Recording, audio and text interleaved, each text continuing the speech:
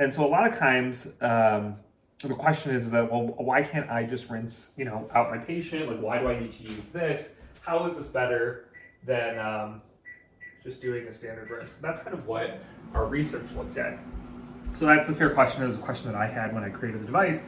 And the thought is that, essentially when you're doing a rinse, and I rinse people out a lot all day because after injections, we rinse the betadine or the soap out.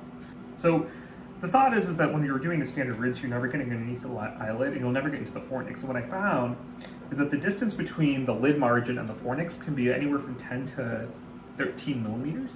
So it's a pretty long or pretty big area that you're just never capturing.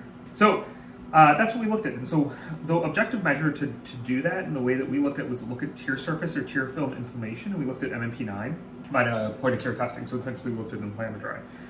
What we saw is that there was this reduction in MMP9 in both the standard rinse, where you just pry the eye open and squirt, have the patient look up, down, left, and right. There was a slight reduction in MMP9. However, ours was statistically significant reduction, right? So when you do the device rinse, you had this really nice statistically significant reduction in MMP9, and some patients were able to actually convert it to negative, and a percentage of those patients stayed negative out to, to 12 weeks, about 3 months, which is kind of cool. And so the theory is that, you'll in a standard rinse, you're just never getting into the fornix, you're never getting into the palpebral conge, so there's just no way that you can do that and get into that area correctly. So yeah, that's the whole thought. That's kind of what came of the trial that we published. And so that was kind of a large study, 88 eyes. We one-to-one randomized those patients, and we saw this really nice reduction in MMP9.